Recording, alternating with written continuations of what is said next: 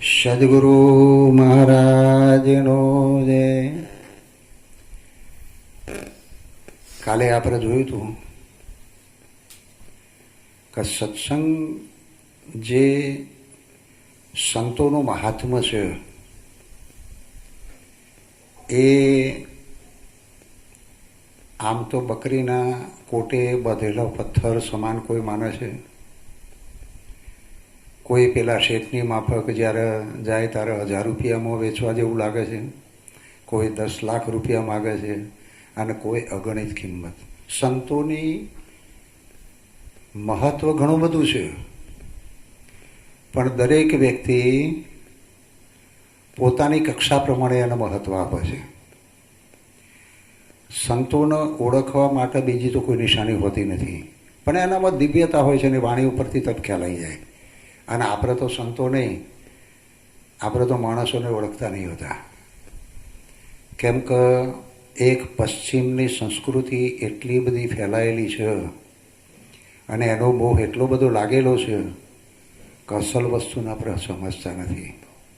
મને યાદ છે કે મારા જમાનાની અંદર જ્યારે દીકરાનો લગ્ન થાય, અત્યારે તો વાહનો જ એટલા બધા, વાહનો ઉપર નીકળવા પહેલાં ચાલતા નીકળતા, એટલે એક ગામથી બીજે ગામ કદાચ લગ્ન થયા પછી બેને જવાનું થાય તો ભાઈ આગળ ચાલતો હોય ને બેન એનાથી 4-5 ફૂટ પાછળ ચાલતી હોય. પછી વગડામાં કોઈ હોય કે ના હોય, ખેતરમાં કોઈ હોય કે ના હોય, પણ ભાઈ આગળ ચાલતો હોય, બેન 5 ફૂટ પાછળ જ ચાલતા હોય. આ એક આપણી સંસ્કૃતિ હતી. પછી ધીમે ધીમે સંસ્કૃતિમાં પરિવર્તન આવતું થયું. વાહનો નીકળ્યા, ભાઈ સ્કૂટર ચલાવો, બેન પાછળ બેઠા હોય. એટલે જાણે મૂંગા મોઢે એમ કહેતા હોય કે તમે જ્યાં જેમ દોરશો એમ હું દોરવીશ, તમે જ્યાં લઈ જશો ત્યાં હું આવીશ, અને તમારી પાછળ બેઠી છું એટલે મારો તો એ તમે ને જીવાડો તો એ તમે. સંસ્કૃતિમાં આટલો ફરક આવતો ગયો. અને ત્યાર પછી એનાથી જમાનો સુધરી ગયો. બેન સ્કૂટર ચલાવવાને ભાઈ પાછળ બેઠા હોય, જ્યારે મૂંગા મોઢે કહેતા હોય કે તું જેમ દોરે એમ દોરવીશ, મારે તો એ તું ને જીવાડે તો એ તું. સંસ્કૃતિ આખી બદલાતી જાય. કેમ કે આપણે પશ્ચિમની સંસ્કૃતિને એક એજ્યુકેટેડ સંસ્કૃતિ માનીએ છીએ, સુધરેલી સંસ્કૃતિ માનીએ છીએ, અને એના હિસાબે આ પરિવર્તન આવ્યું. એવી રીતે અમારે એક ભાઈ 25-30 વર્ષથી અમેરિકામાં રહેતા હતા. મૂળ આપણા ભારતીય, પણ અમેરિકામાં રહેતા હતા. પોતે એન્જિનિયર, સારી એવી સર્વિસ, અને એ પાછું વોશિંગ્ટનમાં સિયાટલ જેવી સિટી જ્યાં રેલવેનું મહત્ત્વ બિલકુલ નથી, ત્યાં રેલવે છે જ નહીં. હવે એ ભાઈ અહીંયા ભારતમાં આવ્યા એટલે એમના રેલવેમાં બેસવાનો ભાવ જાગ્યો. એટલે એ રેલવેમાં બેઠા. ત્યાં રેલવેની અંદર જે કમ્પાર્ટમાં એ બેઠેલા તો એક કાકા બેઠેલા, અને આજુબાજુમાં કોઈ નહીં. ગાડી ચાલતી હતી, મૂંગા મોઢે બંને બેસી રહેલા. અને કલાક થયો, 2 કલાક થયો એટલે પેલા જે એન્જિનિયર હતા એમને થોડો કંટાળો આવ્યો. એટલે એમણે પેલા કાકાને વાત કરી કે કાકા, આમના આમ જો આપણે મૂંગા બેસી રહીશું તો તમને કંટાળો આવશે ને મને કંટાળો આવશે. એટલે આપણે એક કામ કરીએ, થોડી ઘણી કંઈક વાતોચીતો કરીએ તો આપણો સમય પસાર થાય. એટલે કાકાએ કીધું કે ભાઈ તું ભણેલો છે ને હું અભણ છું, મારી તારી એક જ્ઞાતિ નથી, આપણે બંનેને એકબીજાને ઓળખતા નથી, એટલે વાતો શું કરીએ. હા કે કાકા એ વાત એ સાચી, પણ હવે સમય પસાર કરવા માટે આ જરૂરી છે, અને થોડો આનંદ આવે, વાતોચીતો કરીએ તો આનંદ આવે, મૂંગા બેઠે બેઠે કંટાળો આવશે. એટલે કે આપણે એક કામ કરીએ, એક પ્રશ્ન હું પૂછું તમારે જવાબ આપવાનો, એક પ્રશ્ન તમે પૂછો એટલે મારે જવાબ આપવાનો. એટલે શું આપણો સમય પસાર થાય. કાકા કે વાત તો સાચી છે, પણ ભાઈ તું ભણેલો એટલે તું પ્રશ્ન પૂછે એ મને કોઈ આવડે નહીં. અને હું જે પ્રશ્ન પૂછું ને એ તો તને આવડે જ, કેમ કે તું તો ભણેલો ગણેલો છે, હોશિયાર છે. કે હા એ વાત સાચી છે, પણ કાકા આપણે એક કામ કરીએ, હું ભણેલો છું એટલે હું પ્રશ્ન પૂછું ને તમને જવાબ ના આવડે ને તો તમારે 5 રૂપિયા જ આપવાના, અને તમે પ્રશ્ન પૂછો ને મને જવાબ ના આવડે તો મારે તમને 10 રૂપિયા આપવાના, ડબલ. કાકો કે કઈ વાંધો નહીં. તાર સારું કે કાકા એક કામ કરો, પ્રશ્ન પહેલો તમે પૂછો. એટલે કાકાએ કીધું કે એવી કઈ વસ્તુ છે કે જે ખેંચી એમ ટૂંકી થાય? આમ તો કોઈ પણ વસ્તુ એમ ખેંચીએ તો લોબી થાય, રબર જેવી વસ્તુ હોય ખેંચીએ તો લોબી થાય પણ ટૂંકી ના થાય.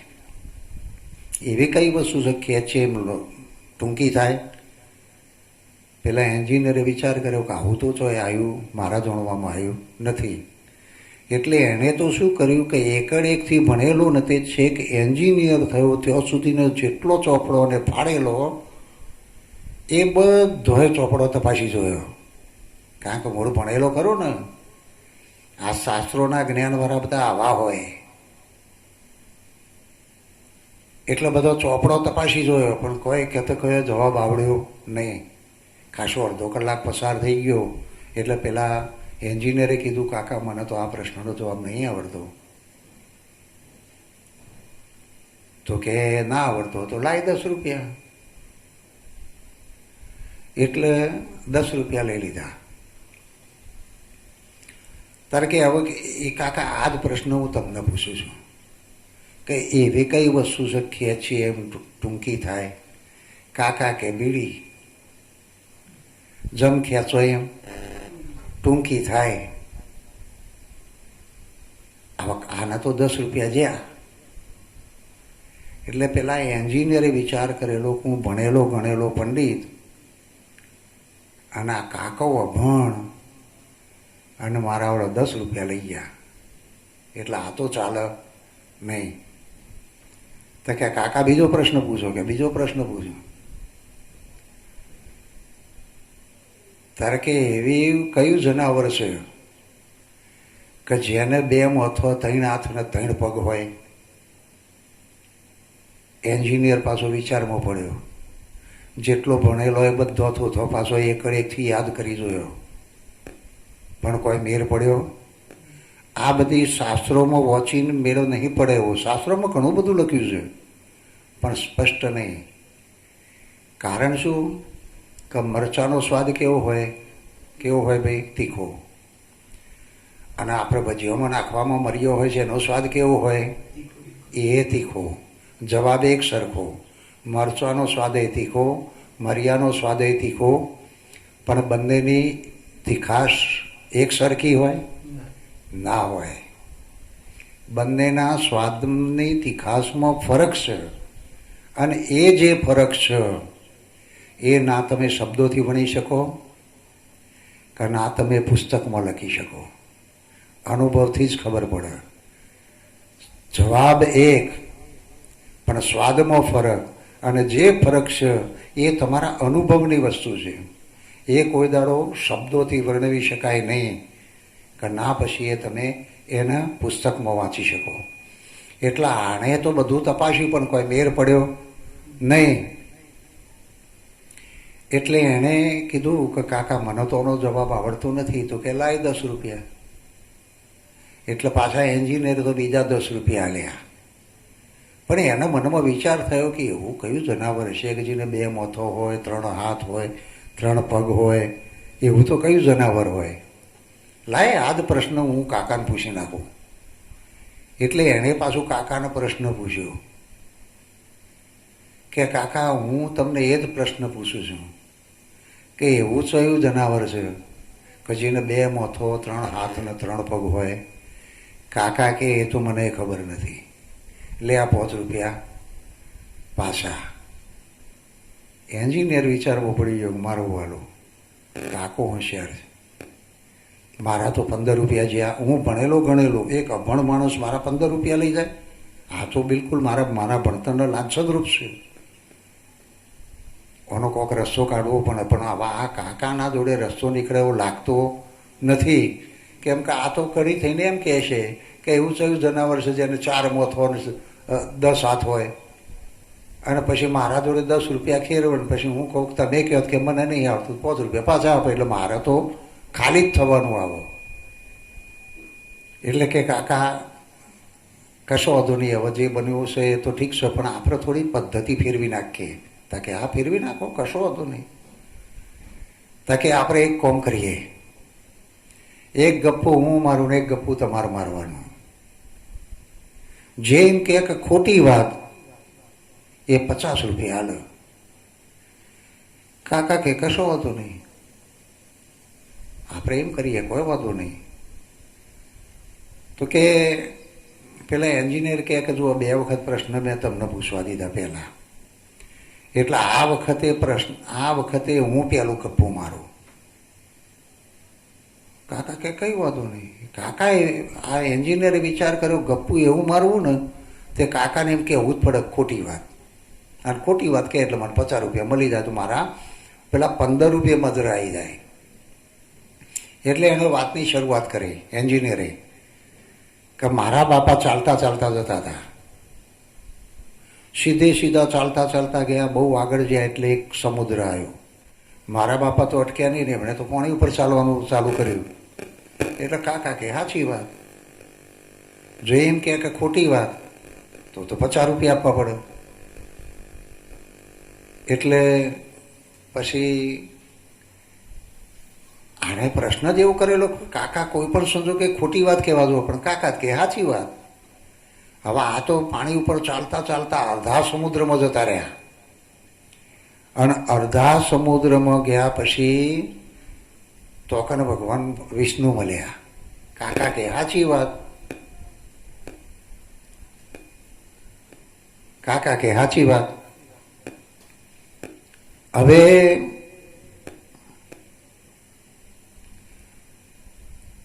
એટલે પછી કાકા કે સાચી વાત. પછી કે વિષ્ણુએ મારા બાપાને એમ કીધું કે ચલો ને આવો ને આપણે મારા ઘરે ચાપણી કરવા. કાકા કે સાચી વાત. તે આ તો 2 જણા પાછા ભગવાનના તેઓ ચાપણી કરવા ગયા. હોજ સુધી મારા બાપાએ ભગવાને વાતો કરી. કાકા કે સાચી વાત. પેલા એન્જિનિયરે વિચાર કર્યો કાકો હોશિયાર છે ભાઈ, આ ખોટી વાત કહેવાનો. એટલે કે હા, પછી મારા બાપાએ એમ કીધું ભાઈ હવે હોજ પડવા મને ઘેર મૂકી દો. તે વિષ્ણુ ભગવાન જોડે બધા સ્કૂટર કીકો માર કરી પણ ચાલુ ના થાય. તે મારા બાપાએ થોડું નમાડીને કીક મારી ચાલુ કરી આપ્યું. કાકા કે સાચી વાત. ખોટી વાત કહે તો 50 રૂપિયા હાલવા પડે. તે આ તો ભગવાન વિષ્ણુ મારા બાપાને સ્કૂટર પાછળ બેહાડીને મારા ઘેર મૂકી ગયા. કાકા કે સાચી વાત. કારણ કે એન્જિનિયરે વિચાર કર્યો કાકા આવો કોઈ ખોટી વાત કહેવાના છે એટલે બહુ લંબાઈને કોઈ મતલબ નહીં, એટલે એણે તો પૂર્ણ વિરામ કર્યો. અને પછી એન્જિનિયરે કીધું તારે કાકા તમે એક ગપ્પુ મારો. કે હા કશો વાંધો નહીં, હું ગપ્પુ મારું. એન્જિનિયરે નક્કી કરેલું કે આપણે ખોટી વાત કહેવાની નહીં, સાચી વાત કીધા કરવાની, ભલે ને ગમે તેટલું ગપ્પુ માર્ગ આપણને હું હતો. એટલે પછી કાકાએ વાત ચાલુ કરી કે મારા બાપાને 15 વીઘા જમીન હતી અને બહુ બાજરી વાઈ. એન્જિનિયર કે સાચી વાત. પણ બાજરી વરસાદ પડ્યો નહીં એટલે મારા બાપા 15 વીઘા ખેતરને ઊંચું કરીને લઈને સમુદ્રમાં જઈને પાણી પી આવ્યા. એન્જિનિયર કે સાચી વાત. ખોટી વાત કે 50 રૂપિયા હાલવા પડે. પછી એમાંથી બાજરી એટલી સરસ થઈ આમ તો વીઘા 40-50 મણ બાજરી થાય, સારી બાજરી હોય તો. પણ આ કાકાને તો કે અમારે બાજરી 100 મણ થઈ વીઘા, એટલે 15 વીઘાની 1500 મણ બાજરી થઈ. એન્જિનિયર કે સાચી વાત. પછી આ 1500 મણ બાજરીમાંથી મારા બાપાએ તારા બાપાને 200 મણ બાજરી આપી. એન્જિનિયર કે સાચી વાત. બહુમાં બહુ તો પૈસા માગે ને પૈસા માગે કહી દેવાનું જા મારા બાપાને આલી જાય ને મારા બાપા જોડેથી લઈ જાય. એટલે એન્જિનિયર કે સાચી વાત. પછી 200 મણ બાજરી આપી ને એટલે મારા બાપાએ તારા બાપા જોડે પૈસા માગ્યા કે ભાઈ પેલી 200 મણ બાજરીના પૈસા. એન્જિનિયર કે સાચી વાત. ખોટી વાત કહેતો 50 રૂપિયા આલવા પડે. કે પછી તારા બાપાએ એમ કીધું કે મારો છોકરો તારા છોકરાને આપશે. હવે સાચી વાત કે તો 200 મણ બાજરીના પૈસા આલવા પડે અને ખોટી વાત કહેતો 50 રૂપિયા. આપણે એટલા બધા ભણી ગણીને તૈયાર થઈ ગયા છીએ ને કે બીજાના આપણે એક સામાન્ય કક્ષાના માની લીધા છે અને એ જ મોટી આપણી વિટંબણા છે. એક વાત તમને કરી દઉં કે જે આવા મહાપુરુષો અનુભવ જ્ઞાનસય વિશેષ છે પુસ્તકોમાંથી હાથમાં નહીં આવે. હા, પુસ્તકોમાં એમાં સંજ્ઞા ઘણી બધી લખી છે પણ જે લોકોને સમજાતી નથી એ શાસ્ત્રોનો વિરોધ કરે છે. શાસ્ત્રોનું હું ક્યારેય ખોટું નથી કહેતો, શાસ્ત્રો સાચા જ છે પણ એને સમજો સુધી સમજાય નહીં તો સુધી એ શાસ્ત્રો ખોટા છે, ખોટા લાગે છે. પણ એક વાત કરું, આમ તો અમારે કેસેટમાં હોભરી લીધેલું છે. ગોપાલદાસ બાપુ એમના સત્સંગમાં સરસ વાત કરી છે પણ મારે એને ફરીવાર કરવી છે કે એક વખત એક શેઠ ગાડીમાં કૂતરાને બેહાડીને નીકળ્યા. આ વાત એટલા માટે કરવાની જરૂર કે ખૂબ જરૂરી છે, બહુ સારી વાત છે. કૂતરા લઈને નીકળ્યા એટલે એક કોમ્પ્લેક્સ આગળ ગાડી ઊભી રાખી અને ગાડીનો કાચ અડધો ખોલી અને શેઠ એના કામે જતા રહ્યા. પેલો કાચ અડધો ખોલેલો એટલે પેલા કૂતરાએ અડધું મોં બહાર કાઢ્યું અને આજુબાજુનો જે કૂતરો હતો ને 25-30 એ બધો ભેગો થઈ ગયો. કે સાપરામોનો તે બધો ભેગો થઈને કે લ્યા તું અને ગાડીમાં હતા? કે હા, હું તો ગાડીમાં જ ફરું છું. મારા માલિકને 3-4 ગાડીઓ છે, 3-4 ગાડીમાંથી ગમે તે ગાડીમાં ફરું. કે શું વાત છે? ચમ કે તમે કોદાર ગાડીમાં નહીં બેઠા?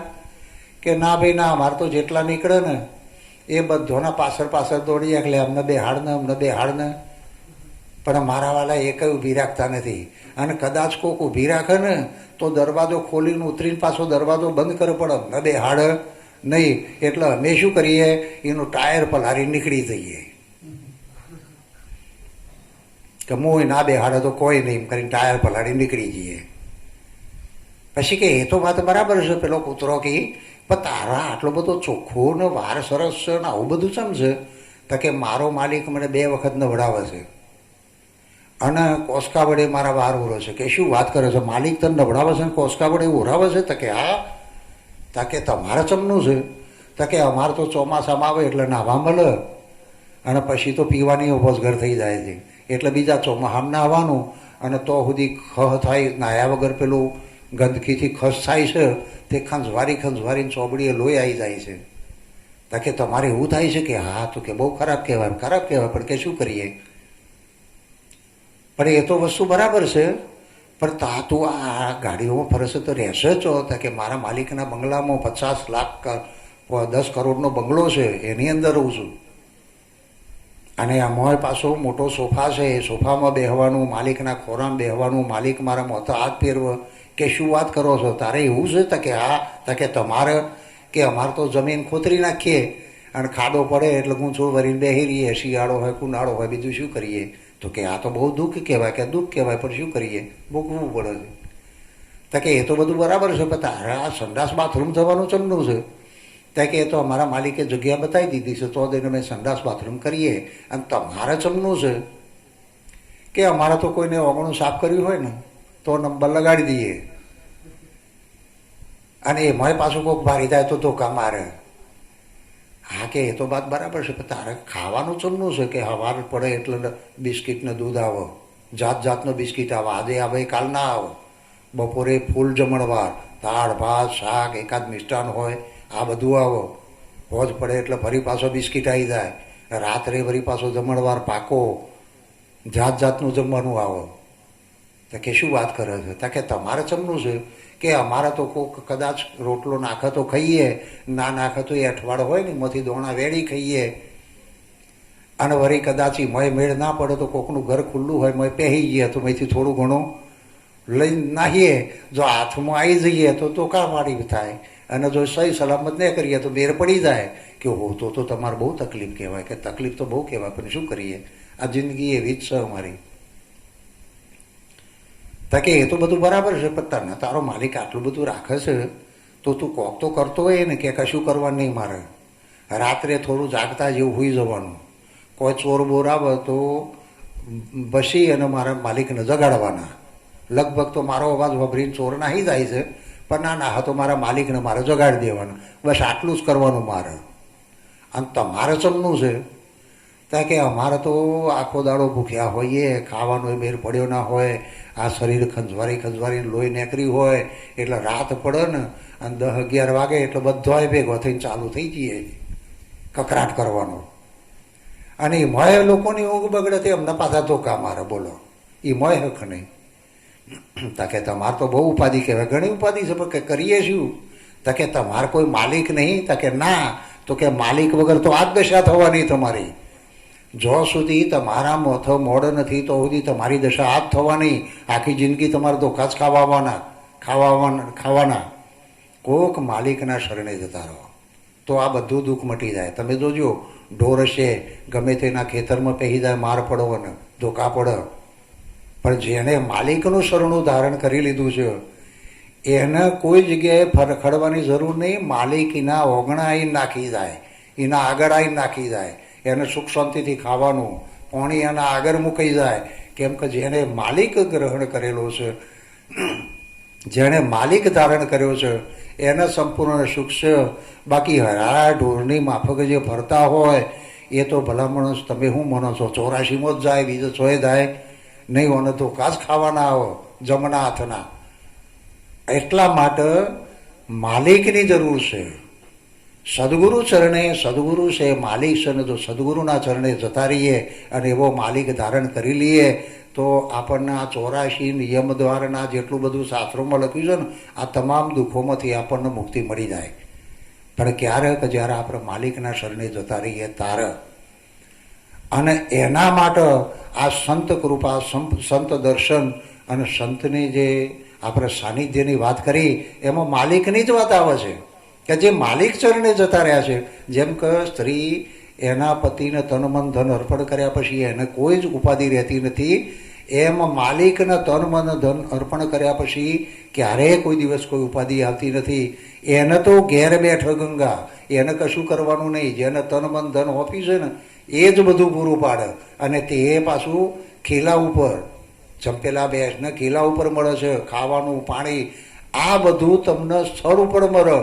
અનંત સુખની પ્રાપ્તિ થાય જ્યારે તમારા માથે માલિક હોય, અને માલિક નહીં હોય તો ધોકા સિવાય બીજું કશું મળવાનું નહીં. આટલું બોલી મારી વાણી વિરામ આપી દઉં. બોલો સદગુરુ મહારાજનો.